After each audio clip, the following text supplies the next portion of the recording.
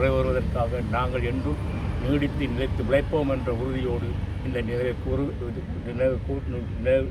கொண்டு இந்த ஆத்மாக்களுக்காக எங்களுடைய இறைவனிடம் அவர்களுக்காக மன்னிப்பு இருக்கின்றோம். இறைவா உமக்கு புகழ். நித்திய இழப்பாற்றி அவர்களுக்கு அளித்தருளும் ஆண்டவரே, முடிவில்லாத ஒளி அவருடைய சமாதானத்தை இழப்பார்களாக ஆகும். இதே நாளிலே கொல்லப்பட்ட எங்களுடைய உறவுகளுக்காக இன்று ஒன்று கூடி நாங்கள் அஞ்சலி செலுத்துகின்றோம்.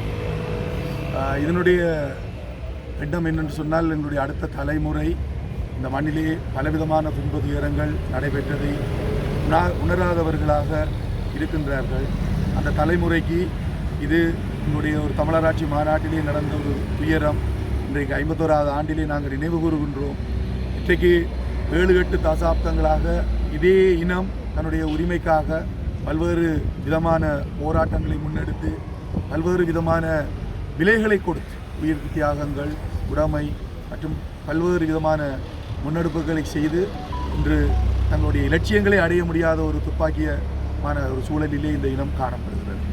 ஆகவே இந்த இனம் மிக விரைவாக விடுதலை அடைய வேண்டும். எங்களுடைய மக்கள் தங்களுடைய மண்ணிலே கௌரவமாக வாழ வேண்டும் என்ற உயரிய எண்ணத்திலே பலவிதமான உயிர்களை நாங்கள் விதைத்திருக்கின்றோம்.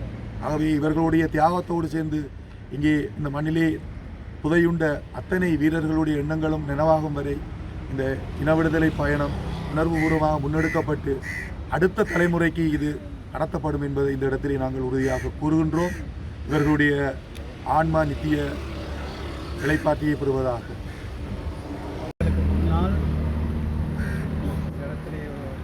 பாடசாலை சிறுவனாக என்னுடைய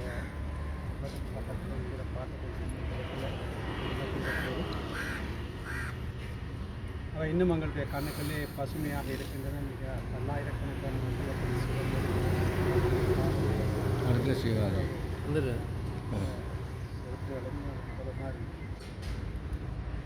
இன்னைக்கு 52 வருஷம் போனாலும் கூட வந்த செய்திகளை போடுறேன்.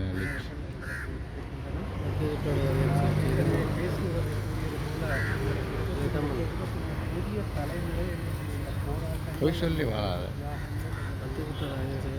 கடந்து வந்த பாதைகளை போதிய அளவுக்கு தெரிந்து கொள்ளவில்லை. அவற்றை புதிய தலைமுறைக்கும் அடுத்து வரக்கூடிய தலைமுறைக்கும் மாவட்டம் தாண்டி போக மாட்டேன். அழகம் இல்லை அங்கே அங்கே அவனுக்கு நாங்கள் அதெல்லாம் பிரிக்கக்கூடாது. நாய்களிலெல்லாம் கூடாது. நாங்கள்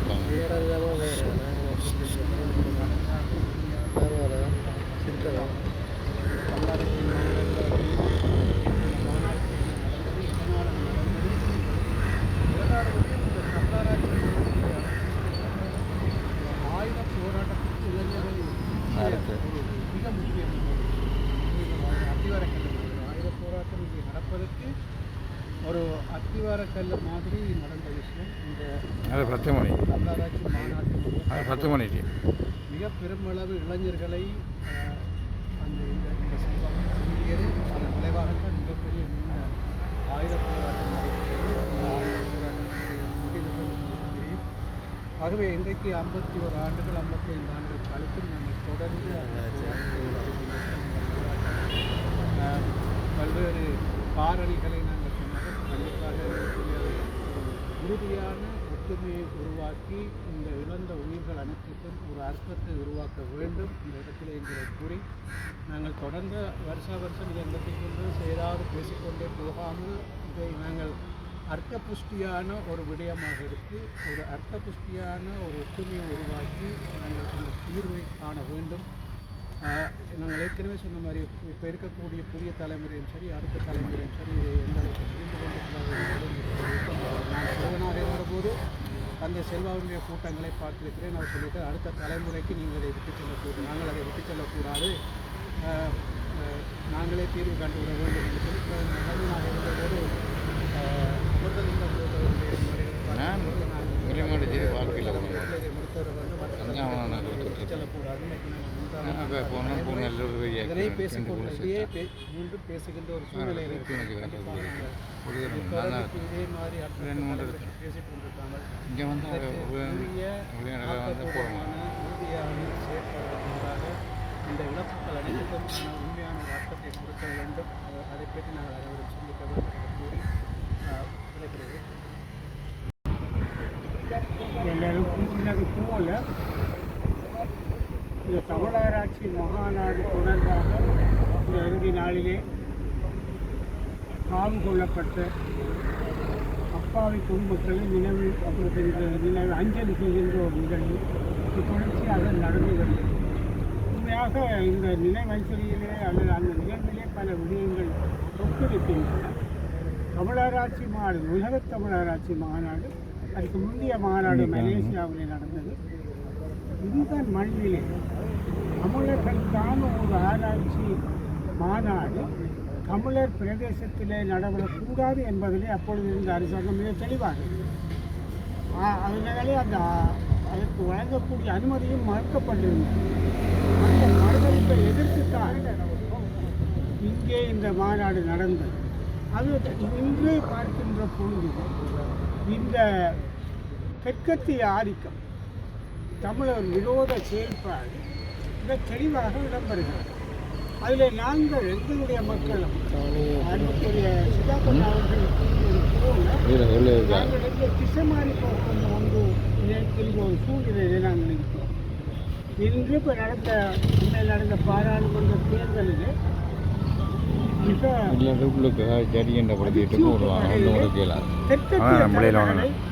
தெற்கத்திய தலைமைகளுக்கான பிரதிநிதிகளை தெரிவு செய்கிறார்கள். இதே உண்மையாக வரலாற்றில் புரிந்துகொள்ளாத ஒரு நிலைவாக இருக்கிறது. மக்கள் இதை புரிந்து கொள்ள வேண்டும். மக்களுக்குள்ளே இருக்க கருத்து வேறுபாடுகள் எதுவாக இருந்தாலும் சரி, தலைமைத்துவம் எங்களுடைய மக்களுடைய பிரதித்துவம் எங்களுடைய தலைமைக்கு உட்பட்டதாக இருக்க வேண்டுமே தவிர தெற்கத்திய தலைமைக்கு உட்பட்டதாக இருப்பது மிக மோசமான இதற்காக போராடியது. இந்த தமிழ் ஆராய்ச்சியை மாநாட்டை நடாத்தியவர்களே அரசாங்கத்தை எதிர்த்து தான் போராடி இந்த மண்ணிலே இந்த மாநாட்டை நடாத்தினார்கள். அதற்காக இந்த ஆயுத உண்மையாக இந்த 74ஆம் ஆண்டு ஜனவரி 10ஆம் தேதி நடந்த நிகழ்வுதான் எங்களுடைய தற்காப்பு போராட்டத்துக்கு வித்திட்டது. தற்காப்பு போராட்டம் நாங்கள் தொடர்ந்து 30 வருடம் நடைபெற்ற தற்காப்பு போராட்டத்துக்கு வித்திட்டது இந்த நிகழ்வு தான். இதற்கு பின்னாலே தான் ஆயுத போராட்டங்கள் பரிணமித்தன. ஆகவே அது எல்லாவற்றையும் எங்களுடைய மக்கள் கவனத்தில் கொள்ள வேண்டும், நினைவில் கொள்ள வேண்டும். ஆகவே இனிமேலும் தெற்கத்திய தலைமைக்கு பின்னாலே போகாமல் தமிழ் தலைமைகள் எதுவாக ஒற்றுமையாக இருக்கிறார், தமிழ் தலைமைகளுக்கு பின்னாலே அவர்களை ஆதரிக்க வேண்டும். எங்களுடைய அவர்களுக்கு வாக்களித்தவர்கள் மீள் பரிசீலனை செய்யும். இனிமேல் எதிர்வருகின்ற தேர்தல்கள், உள்ளாட்சிகள் தேர்தல்கள் வருகின்றன. தமிழ் தேசியத்தோடு பலமாக நிற்கின்ற நிலைக்கு மக்கள் உள்ளாய்வு செய்ய வேண்டும். இத்தனை பாதகமான அச்சுறுத்தலுக்கு மத்தியிலே நாங்கள் வாழ்ந்திருக்கிறோம். எங்களுடைய போராளிகள் இவர்களை போன்ற இந்த 11 பேரும் போராளிகள் அல்ல, அவர்கள் வெறும் பொதுமக்கள். ஆகவே அப்படியான பல கொலைகள் நடந்திருக்கின்றன. இவை நினைவு கூர்ந்து ஒரு மாற்று சிந்தனையை மீளாய்வு செய்ய வேண்டிய சூழ்நிலை இருக்கிறது. மக்கள் அதை கவனத்தில் கொள்ள வேண்டும் என்ற இந்த சந்தர்ப்பத்தில் எங்களுடைய இந்த நிகழ்விலே அஞ்சலி செலுத்துகின்ற அத்தனை ஆன்மாக்களும் அமைதி பெற வேண்டும் என்று பிரார்த்தி விடைபெறுகின்றேன். நன்றி.